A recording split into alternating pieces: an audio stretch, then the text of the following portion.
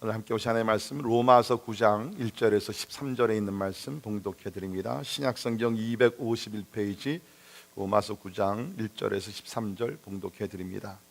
내가 그리스도 안에서 참말을 하고 거짓말을 아니하노라. 나에게 큰 근심이 있는 것과 마음에 그치지 않는 고통이 있는 것을 내 양심이 성령 안에서 나와 더불어 증언하노니 나의 형제 곧 골육의 친척을 위하여 내 자신이 저주를 받아 그리스도에게서 끊어질지라도 원하는 바로다. 그들은 이스라엘 사람이라 그들에게는 양자됨과 영광과 언약들과 율법을 세우신 것과 예배와 약속들이 있고 조상들도 그들의 것이요 육신으로 하면 그리스도가 그들에게 나셨으니 그는 만물 위에 계셔서 세세의 찬양을 받으실 하나님이시라. 아멘. 그러나 하나님의 말씀이 패하여진 것 같지 않도다. 이스라엘에게서 난 그들이 다 이스라엘이 아니요 또한 아브라함의 씨가 다 그의 자녀가 아니라 오직 이삭으로부터 난 자라야 내 씨라 불리우라 하셨으니 곧 육신의 자녀가 하나님의 자녀가 아니요 오직 약속의 자녀가 씨로 여기심을 받느니라. 약속의 하나님은 이것이니 명년 이때에 내가 이르리니 사라에게 아들이 있으라 하심이라. 그뿐 아니라 또한 리브가가 우리 조상 이삭 한 사람으로 말미암아 임신하였는데 그 자식들이 아직 나지도 아니하고 무슨 선이나 악을 행하지 아니할 때에 택하심을 따라 되는 하나님의 뜻이 행위로 말미암지 않고 오직 부르시는 이로 말미암아 서게 하려 하사 리브가에게 이르시되 큰 자가 어린 자를 섬기리라 하셨나니 기록된 바 내가 야곱은 사랑하고 에서는 미워하였다 하심과 같으니라. 아멘. 아멘. 자기가 속한 국가나 민족에 대해서 사람들이 갖는 두 가지의 극단적인 입장이 있습니다. 한 가지는 민족 지상주의라는 것입니다. 민족 주상주의. 또 한 가지는 세계주의라는 것입니다. 민족 주상주의라는 것은 자기 민족에 대한 맹목적이고 편견적인 집착에 근거한 것입니다. 이러한 사상이 발달하다 보면 결국에는 국수주의로 이제 발전해 나가는 것이죠. 아마 우리가 대표적인 사례를 하나 뽑는다 그러면 히틀러가 통치하던 나치 독일의 경우라고 할 수 있습니다. 여러분이 아시는 대로 히틀러는 자기 민족, 게르만 민족의 우월성을 입증하기 위해서 유대인 대학살을 감행했고 그 결과로서 민족과 민족 사이에 대대적인 전쟁을 초래한 비극을 낳은 것을 우리는 잘 알고 있습니다. 이것이 이제 우리가 얘기하는 민족 지상주의고, the other extreme, 다른 쪽의 극단적인 그 생각은 뭐냐면 이 세계주의라는 것입니다. 각 개인의 어떤 민족이라는 것을 중요시 여기지 않고 세계주의라고 생각을 하면서 이것은 특별히 민족주의의 피해를 극복해보려는 이상주의자들 사이에서 나타나는 것인데, 역시 역사를 보게 되면 이 세계주의라는 것 성공한 적이 없습니다. 대표적인 예로 우리가 소련을 들 수가 있는 것이죠. 소비에트 유니언, 한 나라의 개념을 벗어나서 우리가 진짜 전 세계를 장악하고자 하는 그러한 이념을 가지고 나타났지만, 우리가 아는 대로 1991년 사회주의의 체제에 그 해체되는 그 과정을 보면서 역시 이것도 불가능한 것을 우리는 역사를 통해서 배우게 되었습니다. 따라서 우리는 건강한 민족관이란 하나님이 우리에게 주신 열방들과 세상을 가슴에 품고 살면서 나를 한 민족의 구성원으로 태어나게 하신 하나님의 뜻을 깨닫고 자기 민족 사회에 복음적이고 긍정적인 기여를 할 수 있는 것이어야 한다는 것입니다. 성경적인 민족관은 뭐냐면 세계를 품고 세계의 구원을 우리가 기도하며 동시에 내 민족, 내 나라를 사랑하면서 동족을 구원하기 위해서 복음을 전하려고 하는 균형 잡힌 자세가 우리에게는 필요하다는 것입니다. 특별히 우리가 바울의 삶을 보게 되면 이 균형 잡힌 퍼스펙티브를 보게 되는데요, 여러분이 아시는 대로 바울은 하나님께서 이방인 선교, 젠타일 미션, 이방인들을 구원하기 위해서 특별히 부르신 예수 그리스도의 종 사도였습니다. 원래 목적은 이방인들, 난 이스라엘라이트, 이스라엘 사람이 아닌 사람들에게 가서 복음을 전하는 것이 그의 first and foremost calling, 첫 번째로 부르신 사명이었어요. 그러나 우리 사도 바울의 사역과 삶을 보게 되면 특별히 선교하면서 그는 항상 먼저 찾아갔던 곳은 회당이었습니다. 선교, 이방인 선교를 불렀지만 항상 먼저, 빌립보도 그렇고 항상 먼저 보면 찾아간 건 유대인들이 모였던 회당, 시너각, 거기를 찾아가서 예배를 드리고 하나님의 말씀을 가르쳐. 회당이 없는 경우에는 기도 모임을 찾아가서 유대인들, 동족들에게 먼저 복음을 전하고 그 다음에 이방인들에게 나갔던 것을 우리는 보게 되죠. 지금 우리가 공부하고 있는 로마서도 로마에 있는 유대인 크리스찬들에게 이것을 증거한 것입니다. 왜 그렇습니까? 유대교에 빠졌다가 복음을 듣고 컨버트, 회심을 했습니다. 예수를 믿어 구원받았습니다. 그러나 다시 유대교로 빠지려고 하는 그 위험성이 있었기 때문에 바울은 로마서를 통해서 먼저 모든 사람들에게 유익한 말씀이지만 유대인 크리스천들에게 우리는 하나님의 은혜와 믿음으로 구원받고 의롭게 되었다. 믿음을 지켜야 한다. 그것을 도전하고 있는 것이 바로 로마서이라는 거죠. 이렇게 사도 바울은 글로벌 애스펙트, 세계적인 어떤 관점과 어떤 그 선교 마인드가 있었지만 동시에 자기 동족들에 대한 뜨거운 열정과 사랑이 있었다는 것입니다. 이것이 우리 모두에게 필요한 줄을 믿습니다. 특별히 미국에 사는 우리들에겐 혹 잘못하게 되면 우리 민족성을 잃어버리고 민족의 중요한 것을 잃어버리고 우리가 어떻게 보면 전 세계를 품고 나가는 것은 좋던데 그러다 보면 우리의 뿌리를, 그것이 한국이 되건 미국이 되건 어디가 되든 우리가 뿌리를 잃어버릴 때에 우리는 정체성을 우리가 잃어버리면서 혼동 속에 빠질 수 있다는 것입니다. 사도 바울은 이렇게 폭넓게, 우리가 1장부터 계속 공부해 왔지만 폭넓게 유대인뿐만 아니라 이방인을 대상으로 구원의 그 교리를 잘 전했죠. 이제 여기 보게 되면은 로마서 이제 9장, 10장, 11장에서는 조금 더 구체적으로 들어가서 이스라엘의 구원, 이 문제를 놓고 다루게 됩니다. 제가 미리 좀 말씀드리는 것은 제가 다음 몇 주 동안 이 9장, 10장, 11장을 말씀드릴 때 여러분이 정신을 바짝 차리고 들어야 됩니다. 왜냐하면 이 부분은 조금 이게 교단과 어떠한 그 교리에 따라서 조금 다른 어떠한 견해와 해석이 있기 때문에 여러분께서 정신을 바짝 차리고 들으셔서 말씀을 그대로, 우리가 어떤 교리보다는 진리의 말씀을 그대로 배울 수 있기를 간절히 바랍니다. 오늘 본문 말씀은 바울이 이스라엘을 사랑하는 마음에서 세 가지를 우리가 보게 되는데요. 민족 구원에 대한 소원, 두 번째 민족 구원에 대한 믿음, 그리고 세 번째 민족 구원에 대한 책임을 바울이 여기서 이야기를 하고 있습니다. 첫 번째 민족 구원에 대한 소원입니다. 자, 1절을 보십시오. 내가 그리스도 안에서 참말을 하고 거짓말을 아니하노라. 나에게 큰 근심이 있는 것과 마음에 그치지 않는 고통이 있는 것을 내 양심이 성령 안에서 너와 더불어 증언하노니. 그렇게 여기서 이야기를 하고 있습니다. 우리 아는 대로 지금 바울이 1장부터 8장까지 구원론에 대해서 아주 자세히 명확하게 가르쳤죠. 그리고 나서 우리가 지난번에 본 대로 8장 마지막 절에 우리가 39절을 보면 높음이나 깊음이나 다른 어떤 피조물이라도 우리 주 예수 그리스도 예수 안에 있는 하나님의 사랑에서 끊을 수 없다라고 이야기를 했습니다. 그러니까 하나님께서 구원하신 자들을 하나님께서 버리지 아니하신다, 끊을 수 없다, 그 이야기를 했죠. 그러면서 사도 바울은 개인적으로 생각을 했습니다. 성경에 나오질 않지만 아마 생각을 했던 것 같아요. 하나님의 사랑에서 끊을 수가 없다. 그런데 자기의 동족이었던 이스라엘 백성들은 지금 뭡니까? 하나님과의 관계에서 끊어진 것 같이 예수 그리스도를 배척하고 예수 그리스도 십자가에 못 박고 부활의 주님을 증거할 때마다 핍박을 가하고 이런 것을 볼 때에 사도 바울은 뭡니까? 자기 민족을 생각하면서, 쉽게 말씀드리면 뭐예요? 하나님께서 우리 민족을 택하셨는데, 구약에서 택하셨는데 과연 하나님께서 버리시겠는가? 그럴 수가 없다. 그러면서 여기는 바울이 뭡니까? 그 1절 거기 있는 말씀을 보게 되면 나에게 근심과 고통이 있다. 이 근심과 고통은 무엇입니까? 이스라엘이 구원받지 못한 것에 대한 근심과 고통. 거기에 보게 되면은 한 수식어들이 붙게 되죠. 그냥 근심이 아니라 큰 근심이 있고 그치지 않는 고통이 나에게 있다. Great sorrow, unceasing anguish. 여러분이 지난주 한 주를 사면서 어떤 근심 때문에, 어떤 고통 때문에 참 힘들어 하시면서 사셨습니까? 대부분의 우리는 어떤 물질적인 것이 좀 없고 몸에 병이 있고 좀 뭐 내 뜻대로 되지 않으면 막 힘들어하고 이러죠. 그래서 사도 바울은 여기서 뭡니까? 그가 가지고 있었던 고통과 그가 가지고 있던 근심은요, 다른 것이 아니에요. 동족이 구원받지 못하고 있는 상황을 보면서 그것이 너무나 힘들었다는 거예요. 그것이 그에게는 고통이 되었다는 거예요. 그것이 그에게는 가장 큰 근심이 되었다는 것입니다. 제가 바라는 것은 우리가 진짜 참으로 예수 그리스도를 만나서 구원을 받았다 그러면 나의 식구들, 나의 동족들, 나의 사랑하는 사람들이 구원받지 못한 것에 대해서 사도 바울과 같은 그러한 큰 근심과 끊이지 않는 고통을 가지고 하나님 앞에 부르시는 거룩한 성도들이 되기를 주님의 이름으로 축원합니다.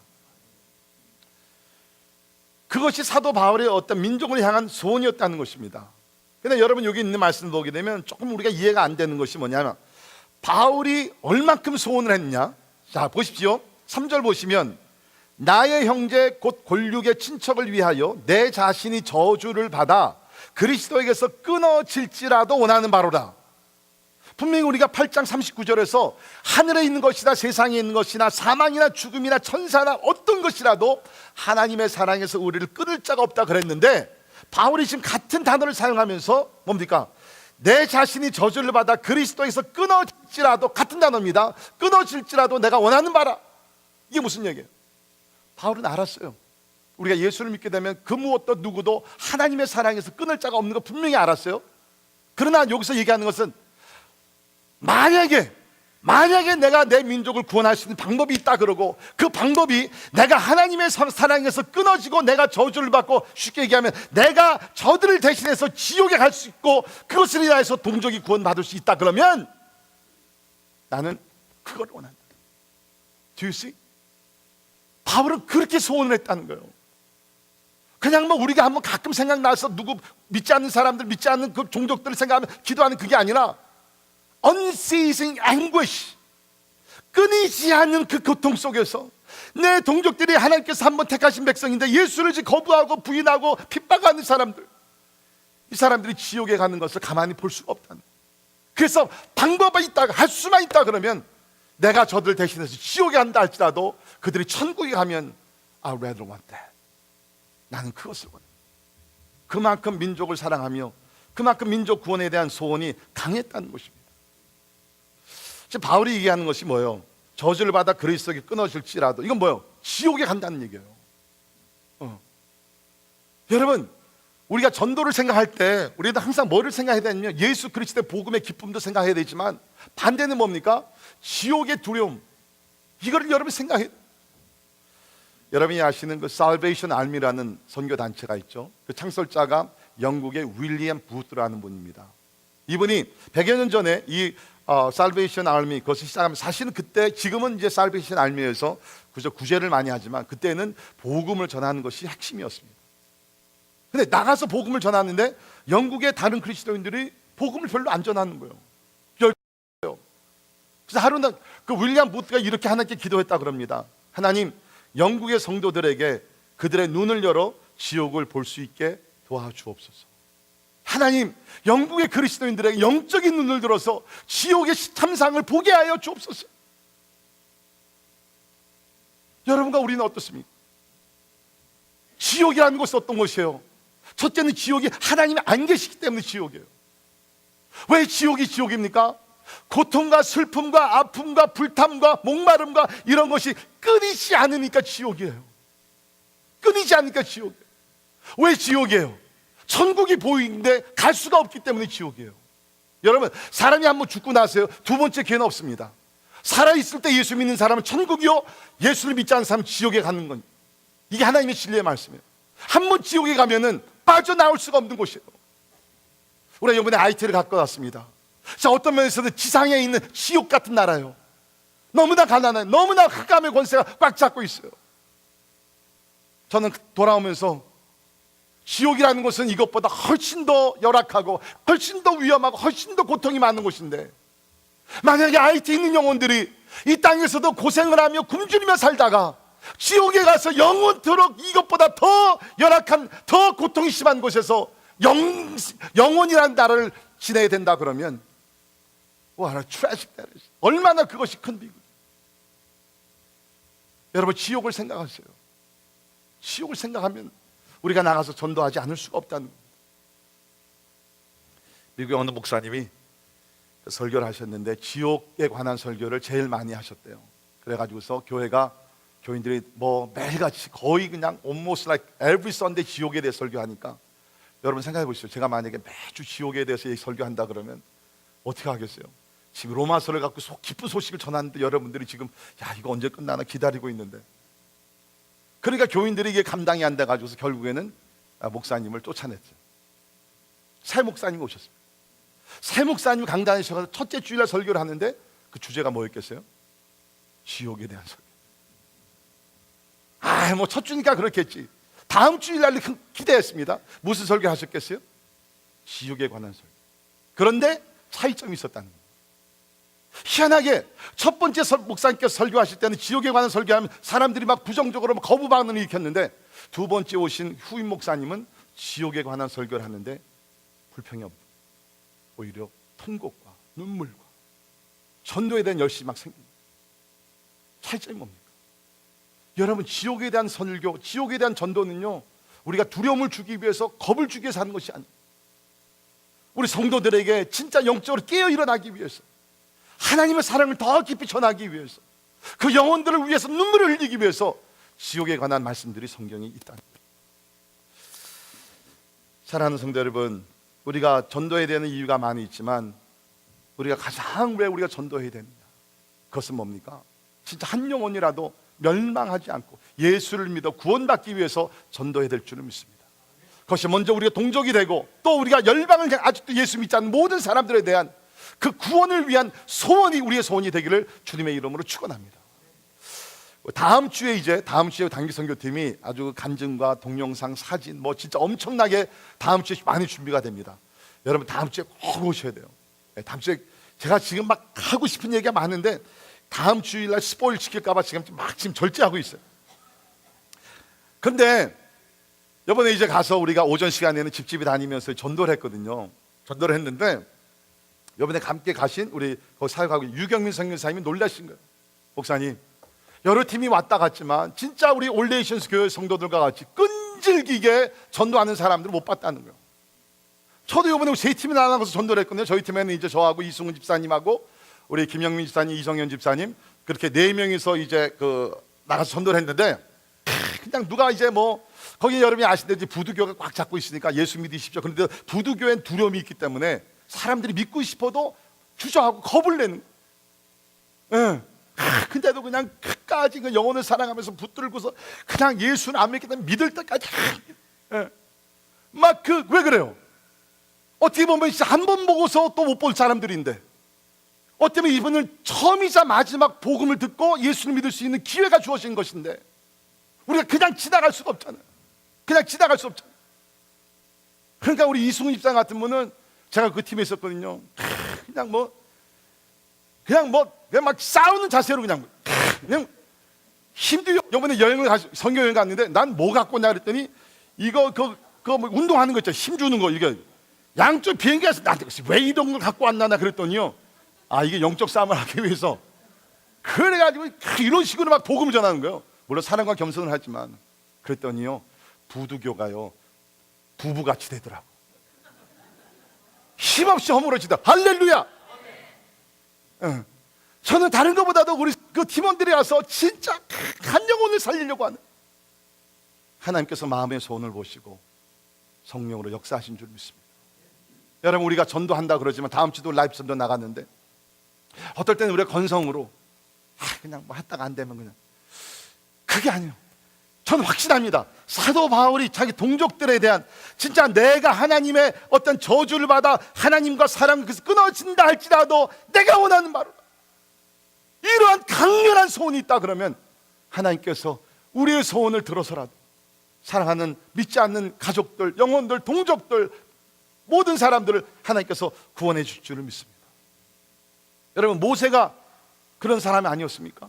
모세도 동족을 얼마나 사랑했는지 몰라요.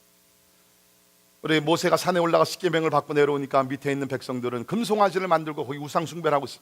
하나님께서 진노하셔서 3,000명을 그냥 심판하면 죽여버리셨어요. 그러니까 모세가 겁나는 거예요. 이제 남아있는 사람들도 하나님의 징계를 받아 다 죽으면 어떻게? 그래서 하나님께 나가 이렇게 기도합니다. 우리 출애굽기 32장에 보면 모세가 여호와께로 다시 나아가 여짜오되 슬프도소이다. 이 백성이 자기들을 위하여 금신을 만들어 싸우니 큰 죄를 범하였나이다. 그러나 이제 그들의 죄를 사하시옵소서.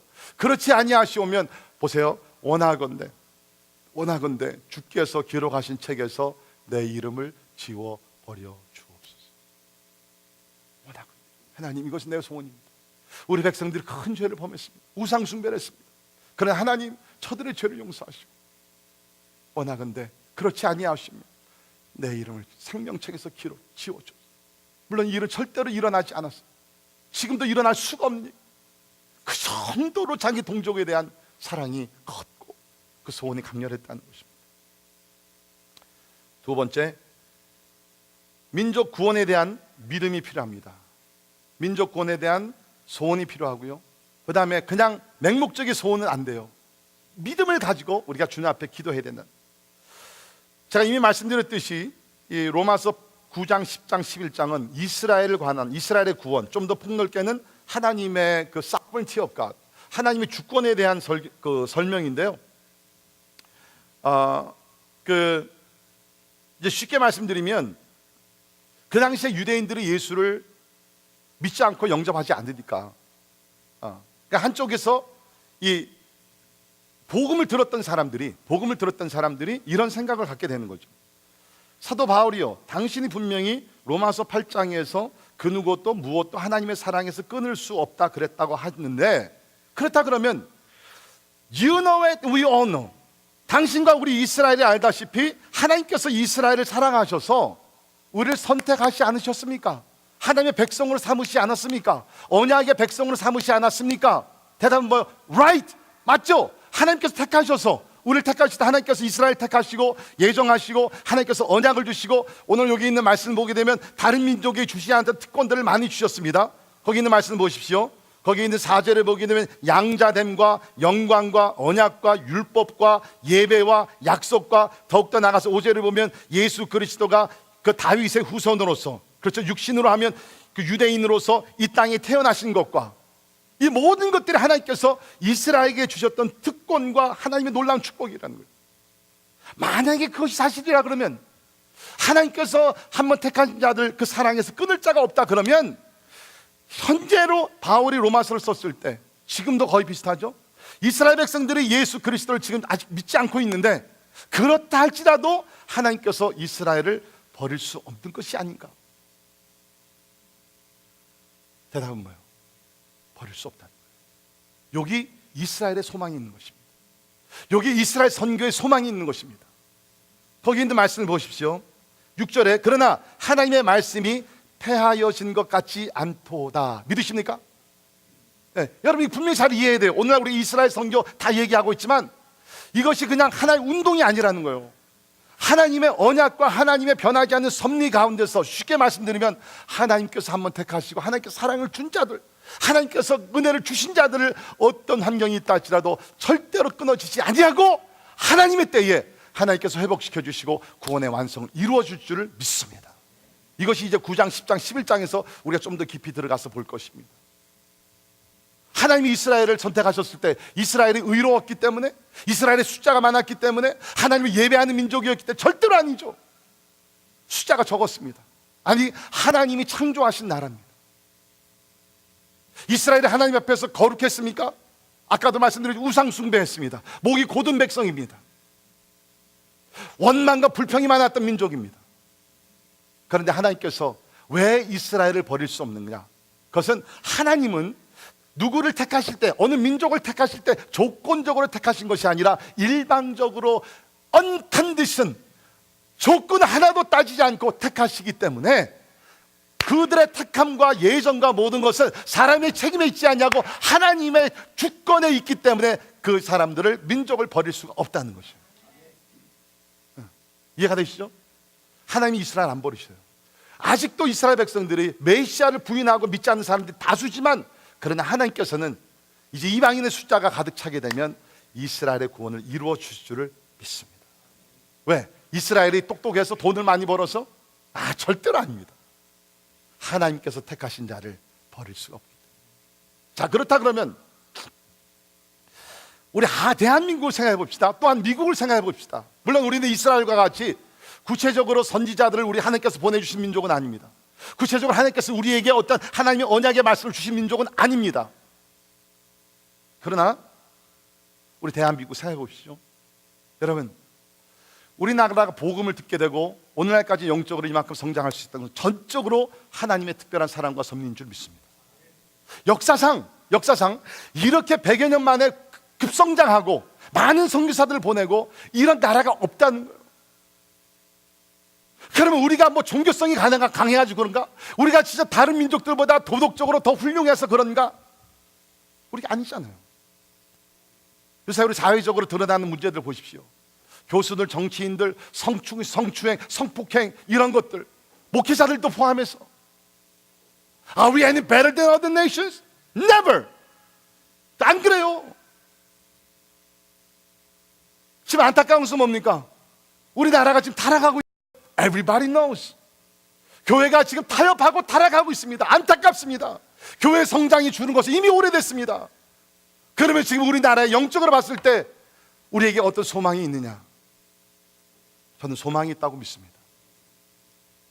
지도자들에 대한 소망은 거의 없어요. 그러나 하나님께서 특별한 은혜 가운데 대한민국을 택하시고, 우리나라뿐만 아니죠, 미국도 그렇고 IT도 그렇고 보게 되면 하나님의 어떤 특별한 은혜 가운데, 다음 주에 조금 더 이건 특별한 은혜에 대해서 말씀드리겠지만, 하나님의 어떤 주권적인 섭리 가운데서 어느 개인과 가정과 나라와 민족을 택하셨다 그러면 하나님께서는 절대로 그 민족을 버리시지 아니하시고 영적인 회복을 주시고 하나님의 섭리를 이루어줄 줄을 믿습니다. 그것이 언제인지는 몰라요. 제가 일부 예배 때 말씀드렸지만 제 개인적인 소견은, 하나님의 회복이라는 것은요, 참 안타깝지만 그 민족이 완전히 바닥에 떨어져서 진짜 하나님밖에 없다고 고백하기 나올 전에는 회복이 아니라, 바라기에는 우리나라와 민족, 우리 민족의 교회가 하루속히 교회 지도자들부터 시작해가지고서 하나님 앞에 바짝 엎드리고 하나님의 은혜를 구하고 하나님의 용서를 구하고 하나님의 회복을 구하며 나갈 때 하나님께서 완전히 쓰러진 우리나라를 영적으로 다시 한번 회복시켜 주셔서 두 번째 축복의 부흥의 때를 우리에게 주시기를 주의 이름으로 축원합니다. 그러나 분명한 사실은 하나님이 한번 택하신 자 버리지 아니하신다. 이게 하나님의 일방적인 주권이라. 사랑하는 성도 여러분, 혹시 여러분들 가운데 여러분의 자녀들이 한때 예수를 잘 믿었어요. 근데 지금 세상의 유혹을 받아서 잠깐 방황하는 자녀들이 있습니까? 여러분 절망하지 마세요. 하나님께서 여러분의 자녀를 절대로 내버려 두지 않을 줄 믿습니다. 하나님께서 불러주세요. 끊이지 말고 오늘 바울과 같이 그러한 강한 열정과 그 강도 높은 기도를 하나님 앞에 부르짖을 때에 여러분 진짜 그렇게, 하나님, 내 자식이 구원을 받을 수만 있다면, 내가 대신 내 자식을 위해서 내가 지옥에 간다 할지라도 내 자식이 구원받을 수만 있다면 하나님, 이것이 내 소원입니다. 그렇게 강렬한 기도를 하나님 앞에 올려드린다 그러면 하나님이 왜 기도 안 하시겠어요? 여러분 오해하지 마세요. 언젠가는 될 거야, 유아 세례 받았는데. 그런 자세로는 안 돼요. 목숨을 걸고 기도하는 기도, 하나님께서 응답해 주실 줄 믿습니다. 하나님의 섭리, 하나님의 주권, 우리가 기억해야 된다는 것입니다. 여기서 우리가 한 가지 이해해야 될 것은, 지금 이 9장에서는 이 예정론을 가지고 얘기를 하는데, 그러니까 여기서 태어나기 전서부터 하나님께서 그 야곱과 에서를 놓고 얘기하면서 13절에 보게 되면 기록반다, 내가 야곱은 사랑하고 에서는 미워하였다 하심과 같으니라. 좀 이게 난해 구절이죠. 아니 어떻게 태어나기 전인데 하나님께서 그 에서는 미워하고 야곱은 사랑하셨느냐? It's unfair. 그렇죠? 우리는 그런 생각을, 어떻게 하나님께서 우리 보고 미워하지 말라고서 당신은 누구를 미워하느냐? 근데 여러분께서 이거는 좀 문학적인 그런 배경을 이해를 해야 됩니다. 이 히브리 문화는요, 뭐를 강조하기 위해서는 그 반대되는 것을 항상 이렇게 사용을 하게 됩니다. 예를 들면 예수님께서 아무든지 나를 따라오고 그러든, 그렇죠? 우리가 자기를 부인하고 십자가를 질 뿐만 아니라 부모도 자녀도 다 미워해야 된다. 그렇죠? 근데 우리 성경 보게 되면 분명히 내 부모를 공경하라 그랬는데 부모를 미워하라는 거예요. 이게 뜻은 뭡니까? 예수님이 삶의 우선권이 되고 예수님만 사랑하라는 것을 강조하기 위해서 미움이라는 hate라는 단어를 사용을 한 것이지 부모를 말 그대로 미워하라는 것이 아니잖아요. 그러니까 여기서도 보게 되면 하나님께서, 우리가 아는 대로 하나님의, 다음 주에 좀 더 설명해 드리겠지만, 야곱을 택해서 야곱의 후손 이스라엘을 하나님께서 택하셔가지고서 구속의 역사를 이루시기를 원했어요. That's his choice. 그건 하나님의 주권, untouchable sovereignty of God, 인간이 타치할 수 없는 그런 영역이에요. 여러분이 백날 모여가서 아무리 논쟁하고 신학적인 싸움을 하고 다 하더라도 that sovereignty of God will never change. 그건 하나님의 주권 가운데 완전하시고 의로우신 하나님께서 우리가 이해할 수 없는 그런 영역 속에서 하나님이 역사하시는 거예요. 하나님이 에서가 아닌 야곱을 택하셨어요. 근데 그거를 강조하기 위해서 하나님께서 에서를 미워했다. 근데 성경을 보게 되면 실제적으로 하나님이 에서를 미워하진 않으십니다. 하나님이 구속의 도구로 택하지 않았다는 것이지 에서를 사랑하셨어요. 에서에게 시엘이라는 그러한 땅을 주십니다. 에서도 축복하십니다. 그래서 에돔 족속을 만들게 하십니다. 근데 하나님께서 그 구속의 역사를 이뤄가시는 도구로서는 하나님께서 에서가 아니라 동생 야곱을 선택을 하셨다는 거예요. 혹시 초신자들 가운데 이 하나님에 대한 잘못된 그 개념을 갖지 말기를 바랍니다. 하나님은 절대로 누구를 미워하지 않습니다. 그러나 하나님의 사랑 가운데서, 우리가 이해할 수 없는 영역 가운데서 어떤 개인과 민족을 택하셔가지고서 하나님의 뜻을 이루어 가신다. 페이벌티즘이 아니에요. 이건 하나님의 뜻을 이루기 위해서 도구로 사용하기 위한 주권적인 하나님의 섭리인 줄 믿습니다. 그래서 사도 바울이 민족의 구원에 대한 그러한 소원이 있었던 것이 그 맹목적인 소원이 아니라 이러한 하나님에 대한 진리의 말씀을 믿고 확신했기 때문에, 그렇죠? 그런 믿음이 있었기 때문에 소원을 가졌다는 거예요. 그러니까 우리도 주님 앞에 나아가서 믿지 않는 자들, 특별히 우리 나라와 민족을 위해서 기도할 때 이런 믿음의 바탕을 가지고, 믿음의 우리가 확신을 가지고 기도하는 것이 우리에게 중요하다고 믿습니다.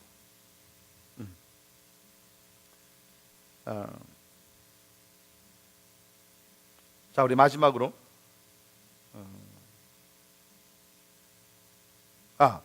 죄송합니다. 제가 지금 너무 피곤해가지고서 조금 저게 됐는데, 하나님께서 우리나라와 또한 우리 미국도 마찬가지입니다. 보통 우리가 이제 서구 이제 선교는 이제 끝났다. 그래서 우리가 제3세계 이제 나라의 교회들이 선교의 바톤을 받았다. 뭐 그렇게들 주장을 하지만 저는 그렇게 보지 않고요. 아직도 하나님께서 이 미국이라는 나라를 특별히 하나님의 나라 확장, 선교를 위해서 사용하신다고 저는 믿습니다. 이번에도 우리가 IT가 다녀오는데 가서 많은 미국 교회 단기 선교팀들과 선교사들을 만났어요. 예수전도단, 유th 미션 팀들과, 그 다음에 이번에 우리 비행기 타고 오는데 어셈블리 오브 갓 교단에 어셈블리 오브 갓 맞죠? 네, 그 교단의 그 팀이었는데 한 40여 명이 그 같은 비행기를 탔어요. 그 의료 선교팀과 뭐 여러 사람들이 와가지고서 선교를 한다 그러더라고요. 근데 이분들이 놀라운 것이 우리는 그저 1년에 한 번씩 주로 가는데 그 팀은 1년에 4번을 간다 그래요. 네, 우리 교회가 그렇게 되기를 주의 이름으로 축원합니다. 네, 40여 명 의사들, 청소년들 다 믹스되어 있더라고요. 얼마나 부러운지 몰라요. 네, 그러면서 진짜 그분들은 오랫동안 이 선교를 이미 해왔던 분들입니다. 하나님께서 이 미국이라는 나라를 버리지 아니하시고 지금도 사용하고 계시고 앞으로도 사용하시기를 주의 이름으로 축원합니다. 왜? 하나님께서 택한 민족을 버리지 않기 때문에. 자, 세 번째 뭡니까? 이 민족 구원에 대한 책임입니다. 사도 바울에게는 민족 구원에 대한 소원이 있었어요. 그 소원은 민족 구원에 대한 믿음을 바탕으로 했습니다. 이제 믿음을 가진 자가 하는 것이 뭐예요? 책임을 다하는 것이에요. 우리는 많은 경우에 믿음이 있다 그러지만 책임으로 트랜슬레이션이 안 되기 때문에, 책임으로 이것이 변화가 되지 않기 때문에 믿음은 그냥 이상적인 믿음에서 It's a state, it's a faith. 근데 우리가 야고보서 얘기한 대로 믿음은 행함이 없는 믿음은 어떤 믿음이라 했어요? 죽은 믿음이라 했어요. 그러니까 동족 구원에 대한 것도 마찬가지입니다. 아무리 우리가 맨날 나가서 기도하고 부르진다 할지라도 기도가 중요하죠. 그러나 우리가 이것을 내가 책임감을 가지고서 내가 행동에 옮기지 아니하면 그 믿음은 죽은 믿음으로 남아있을 수 있다는 거예요. 내가 이웃을 위해서, 내가 내 동족을 위해서 아무리 기도한다 할지라도 거기에 대한 책임을 지지 아니하면 그거는 믿음의 효력이 나타나지 않는 거예요. 사도 바울은 뭡니까? 동족에 대한 불타오르는 그 열정이 있었잖아요. 소원이 있었잖아요. 믿음이 있었잖아요. 어떻게 합니까? 아까 말씀드린 대로 그러기 때문에 이방인의 선교를 부르심을 받았지만 가는 곳곳마다 유대인들을 먼저 찾아내서 복음을 전하게 됩니다. 여러분 이 사실 아십니까? 사도 바울이 환난과 핍박을 많이 받잖아요. 근데 대부분의 핍박은요, 이방인들이 핍박한 것이 아니라 대부분의 핍박은 동족들에게, 유대인들에게 받은 핍박이라. 그러니까 바울은 뭐예요? 이방인의 부르심을 받았기 때문에 동족들에게 선교를 안 했어도 돼요. 이방인들에게 해야 되면 한 50% 이상 70%의 핍박은 안 받아도 됩니다. 누가 죽이려고 했어요? 유대인들이 죽이려고 했잖아요. 예루살렘을 들어갔을 때 40년이 먹지도 않고 금식을 하면서 우리가 바울을 죽이기 전에 먹지도 마시지도 않겠다고 그랬잖아요. 유대인들 전도 안 하면 되는 거예요. 근데 책임감이 있으니까 죽음의 위협을 여러 번 당했지만 동족들에게 복음을 전하는 거예요. 이게 책임이라는 것입니다. 이게 책임이라는 거예요.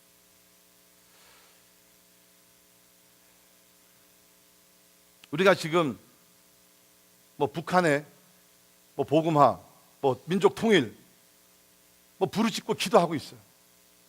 근데 과연 우리 민족의 교회가 또 흩어지는 우리 한인 디아스포라들이 얼마나 진짜 민족 통일을 위해서 책임감을 갖는 그러한 삶을 살고 있느냐? 우리 대한민국 정부가, 우리 대한민국의 교회가 얼마나 진짜 한반도의 평화와 통일을 위해서 얼마나 구체적인 책임감을 가지고 있단 말이에요. 몇 주 전에 우리 중국에서 두 목사님들이 오셨죠.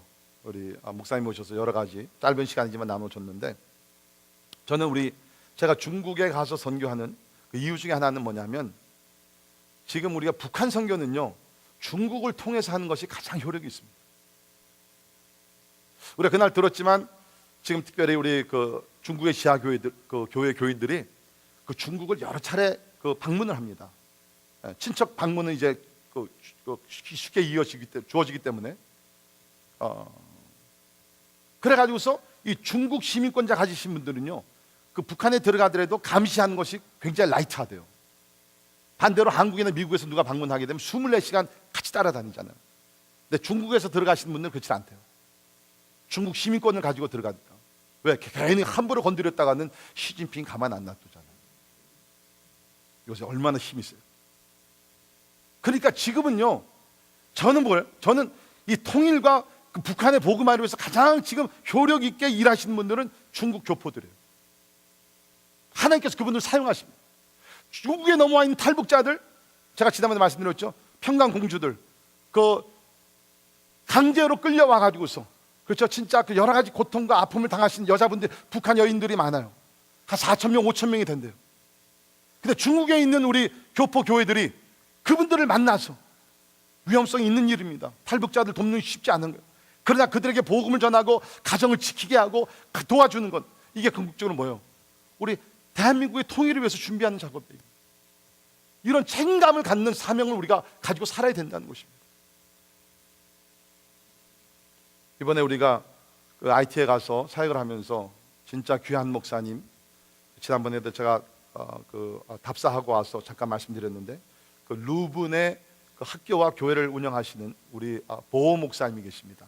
우리 그 네이티브, 우리 에이시안 목사님이시죠.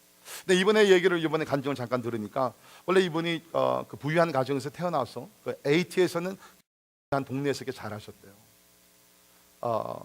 그런데 하나님께서 특별한 소명감을 주셔서 루븐이라는 지역을 들어가게 하신 거예요. 근데 우리도 몰랐어요. 이번에 들어가 보니까 루븐이라는 동네가 헤이티에서 가장 부두교가 강한 지역이래요. 부두 영의 왕국이라고 그러더라고요. 거기가. 네. 여러분들 보니까 뭐 그러면 그럴지 뭐 그런, 근데 굉장히 영적 싸움이 많이 나요. 그래서 이 목사님께서 처음에 거기 들어가셨는데, 거기서 부두교 사제들이요, 이런 복음 전하는 자들이 들어오게 되면 자기네들이 직접 안 하고요, 사람을 시켜서 죽인다 그럽니다. 돈을 사가지고서 가서 죽이라 그럽니다. 그래서 이 목사님이 그런 죽음의 위협을 3번 이상 당하셨대요. 그래서 자기가 죽음의 위협을 당하니까 풀게는 나 이제 안 하겠습니다 하고 이제 다시 집으로 돌아왔대요. 그때 이제 그 아버님이 굉장히 믿음이 좋으신 분인데, 아버님이 이렇게 보시면서, 너 예수 믿어? 예수 믿는다는 게 뭐야? 목숨을 드리면서 하나님을 충성을 다하는 것이 예수 믿는 것이죠. 그래서 아버지가 이렇게 토닥거려주고 그게 아니라 다시, 그러니까 더 막 뭐 어떻게 보면 좀 이렇게 네게티브 리액션도 있고, 그렇지만 그때부터 이제 가가지고 그 영혼들을 사랑하면서 기도하면서 복음을 전하는 거예요. 근데 그 중에 이제 거기 있는 사람들이 보니까 이 부두교 그 악한 영들을 무서워하기 때문에 이게 밤이 되면 밖에 거의 잘 안 나온대요. 귀신이 와서 뭐 어떻게 뭐 할까봐. 근데 이 루번 목사님이, 아니 루번 목사님이 아니지, 보호 목사님께서 가셔가 처음에 얼마는요 일부러 밖에서 잠을 주무셨대요. 왜? 사람들에게 보여주기 위해서. 내가 이렇게 밖에서 잠을 자고 있지만 너희 부두교의 영이 나를 해치지 못한다. 그 진짜 거기 부두교 사람들이 보니까 이 사람이 밤새 밖에서 잠을 잤는데 괜찮거든요. 그때부터 하나님의 역사가 일어난 줄 믿습니다. 네. 그러면서 진짜 거기 뭐 지금도 그렇지만 그때는 더 열악하고 진짜 먹을 것도 없고 그냥 너무나 고통이 심한 곳이죠. 그 영적인 싸움과 죽음의 위협과 그렇게 안 살아도 되는 분이에요, 이분은. 근데 왜 그래요? 루븐에 있는 수천 명의 수만 명의 영혼들을 구원하기 위해서 자기가 고생하면 십자가를 지면서 나가서 복음을 전해요. 하루는 이제 우리가 아침 식사를, 올해는 참 미안하게도 그분들은 하루에 한 끼밖에 대부분이 못 먹는데 우리는 진짜 생각이 짧아서 가서 세 끼를 다 처먹고 왔습니다.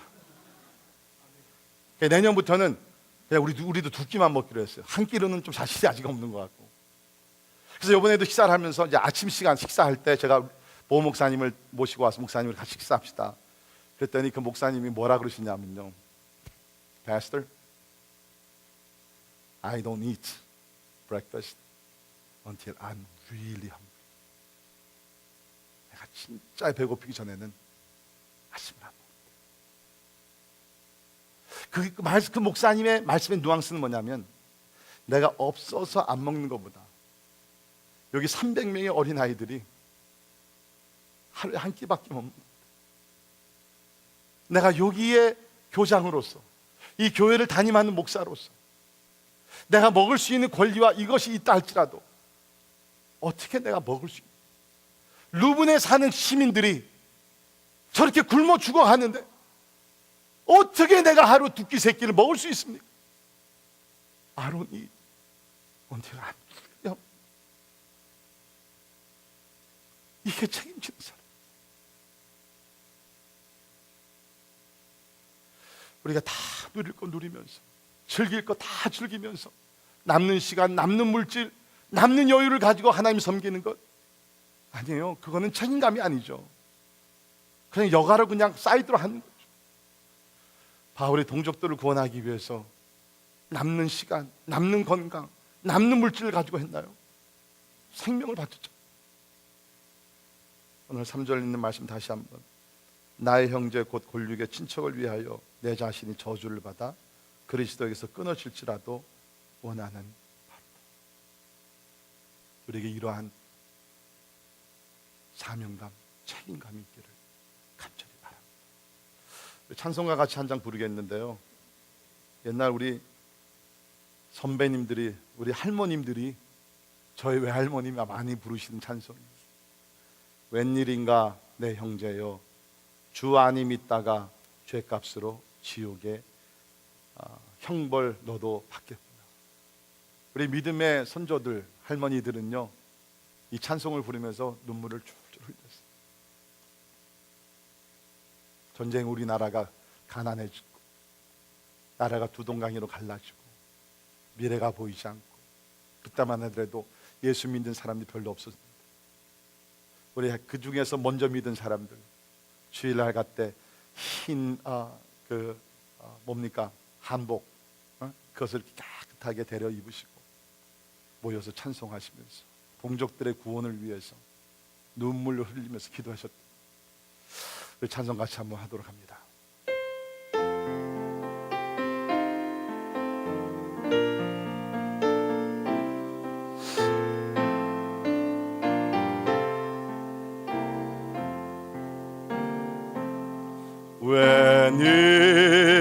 웬일인가 내 형제여, 주 안이 믿다가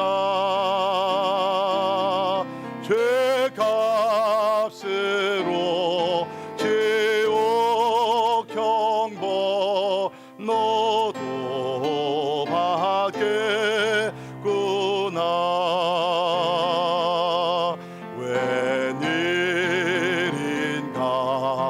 내 형제여, 마귀만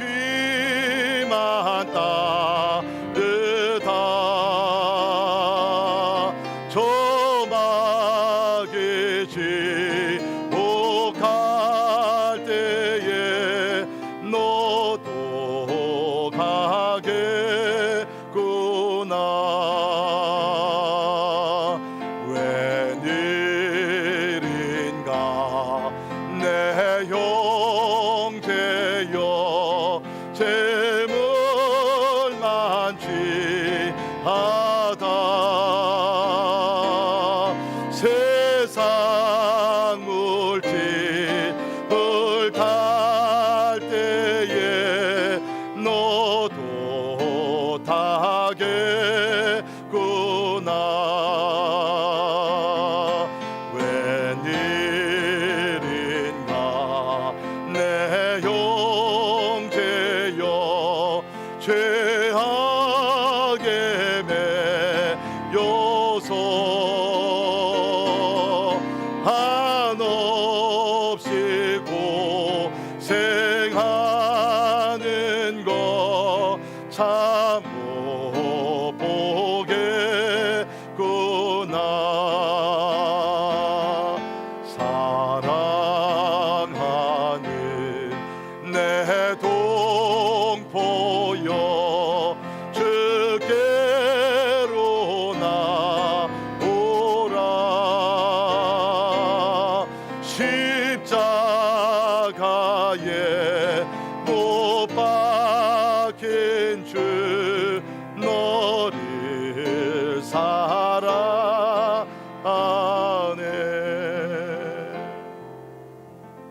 사랑하는 내 동포여 주께로 나오라. 십자가에 못 박힌 주 너를 사랑하네. 여러분, 우리 요새 한국의 정치 또 사회 여러 가지 사건들 많이 터지죠. 성추행, 성폭행, 교수들 가운데, 정치인들 가운데, 종교 지도자들 가운데 그 죄책감이 감당이 안 돼서 자살까지 하고. 여러분, 이런 소식을 접하면서 어떤 느낌이 있어요?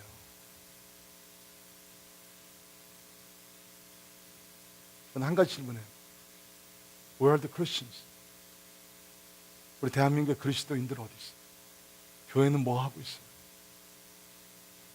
나라가 저렇게 썩어져 갈 때까지 우리 그리스도인들 뭐 하면서 살았어요? 사도 바울과 같이 그 동포를, 그 혈육을 사랑하는 마음이, 그런 마음이 있다 그러면 우리나라가 저렇게 타락을 했겠네. 우리가 그리스도를 믿지만 너무 이기주의에, 개인주의에 빠진 것 같아요. 나만 구원받고 나만 잘되고 내가만 축복받고 우리 자녀만 잘되면 사회가 어떻게 되는지, 나라가 어떤 방향으로 돌아가고 있는지 별로 관심도 안 갖고 시도도 안. 우리 믿음의 선배들은 달랐습니다. 제가 한국에서 살할 때 저희 집에서 매주 월요일마다 민족재단이 있었어요. 매주 월요일마다 낮 12시부터 저녁 6시까지 금식을 하면서 부산과 모든 각 지방에서 기도하는 분들이 모여가지고서 하나님 앞에 기도했어요. 그런 민족재단들이 그때는 굉장히 많았습니다. 지금은요, 민족재단 아무 관심이 없죠. 여러분 기억하세요. 나라가 없으면 개인이 없습니다. 우리 나라가 살아야 돼요. 영적으로 살아야 돼요. 미국이 영적으로 살아야 될 줄 믿습니다. 같이 기도하죠. 시간에 기도할 때, 하나님, 이제까지 내가 너무 개인주의에 빠져서 나의 구원, 나의 축복, 나의 안일함 이것만을 신경 썼는데, 하나님이여, 민족을 위해서 기도하지 못한 것 용서해 주옵소서. 지금부터라도 하나님, 사도 바울, 모세를 본받아 하나님, 나의 골육들, 나의 친척들, 하나님이여, 내 동족, 우리나라, 우리 살고 있는 미국, 하나님이 간절한 마음으로 기도한 그러한 소원이 있게 하시고 믿음이 있게 하시고 책임을 지는 성도가 되기를 원합니다. 주님 앞에 나아가 우리 한번 나라와 민족을 위해서 우리 기도하시길, 같이 기도하겠습니다. 고마우신 하나님 아버지, 하나님 아버지인데 주시기를 간절히 하나님이여, 아버지 하나님 주십니다.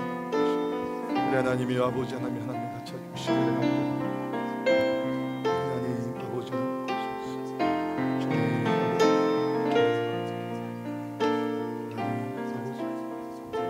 하나님 아버지 주시기를 간절히 하나님 아버지 주여 하나님 아버지 주십시오. 주님 아버지 하나님이여, 아버지 하나님을 위하여 나가기 주님 아버지, 우리나라가 지금 돌아가시고 정치적으로 위험을 당하고 계시고 하나님이 우리나라를 불쌍히 여기시고 하나님 보호하시고 대개 운동이 일어나게 하시고 하나님이 새롭게 되게 해주시고 우리가 살고 있는 미국을 하나님 불쌍히 여겨주시고 대개 하게 하시고 하나님의 자비를 구하게 하시고 하나님의 얼굴을 구하는 가운데 불쌍히 여기셔서 이 나라를 새롭게 해주시기를 간절히 기도합니다. 하나님 도와주시옵소서. 주님 아버지, 하나님이 도와주시옵소서. 하나님이여, 자비를 베풀어 주시옵소서. 하나님의 언약을 하나님이 지켜주시고 주님 아버지의 사랑과 하나님의 민족을 새롭게 해주시기를 간절히 기도하거나 하나님이여 도와주시기를 간절히 주님 아버지 하나님이여 역사해 주시기를 하나님 아버지 주시옵소서. 주님 아버지 간구하니 하나님이여 응답해 주시옵소서. 하나님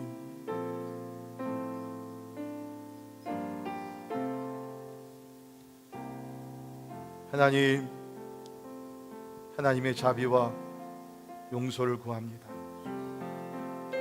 하나님의 놀라운 사랑, 은혜, 축복을 받은 우리 민족이지만 언제부턴가 하나님의 은택을 다 잊어버리고 과거의 이스라엘 백성들과 같이 하나님보다는 이제는 물질이 신이 되고 하나님보다는 명예와 하나님 아버지 진짜 세상 부귀영화가 신이 되어서 하나님을 떠나가고 있는 우리 민족을 불쌍히 여겨 주시옵소서. 교회 안에 우상이 있는 것을 용서하여 주시옵소서. 하나님이여 목사들이 예언자의 사명을 감당치 못한 것을 용서하여 주시옵소서. 이 미국을 위해서 기도하기로 합니다. 하나님의 특별한 은혜 가운데 나라를 세워주셨고 그야말로 전 세계에 우뚝가는 하나님의 나라를 세워주셨는데 하나님의 민족 제일 중심이라는 민족 우월 중심이라는 교만에 빠져서 다른 민족을 우습게 여기고 멸시하는 민족 된 것을 용서하여 주시옵소서. 겸손히 엎드려 하나님께 돌아가게 하시고 다시 한번 이 나라의 영적 부흥이 일어나게 하여 주시옵소서. 예수님 이름으로 기도합니다. 다 일어나셔서 우리 같이 찬양하도록 합니다.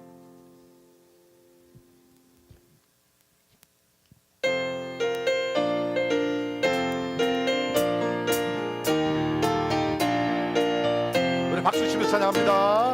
저주어가는 자 다 구원하고 죽음과 죄에서 건져내며 죄인을 위하여 애통하며 예수의 공로로 구원하네. 저주어가는 자 예수를 믿고 그의 힘입어 더 살겠네. 주지 않는 자 불쌍히 여겨 자에게 할 때를 기다리네.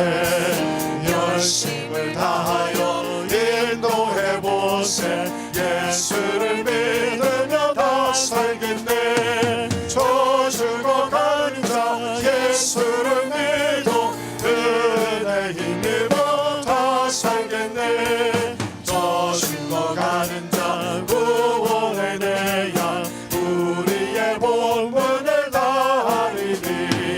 예수의 구원을 전파할 때에 그 크신 능력을 다 주시네. 저 죽어가는 자 예수를 믿어 은혜 힘입어 다 살겠네. 저 죽어가는 자 구원의 내야 우리의 본분을 다하리니.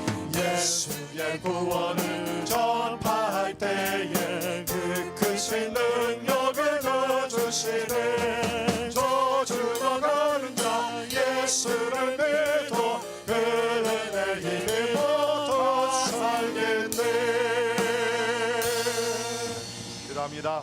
지금은 모든 사람이 예수를 믿어 구원받기를 원하시는 그 하나님을 믿고 사랑하며 주를 경배하는 하나님이여 모든 교회의 머리가 되시는 우리 주 예수 그리스도의 은혜와 하나님의 영원하신 무조건적인 사랑과 성령님의 감화 감동 역사 충만케 하심이 사도 바울의 신앙을 본받아 하나님이 우리 동족 민족에 대한 하나님의 뜨거운 소원을 갖게 하시며 또 이제 그 모든 소원이 하나님의 약속의 말씀을 믿는 그 믿음.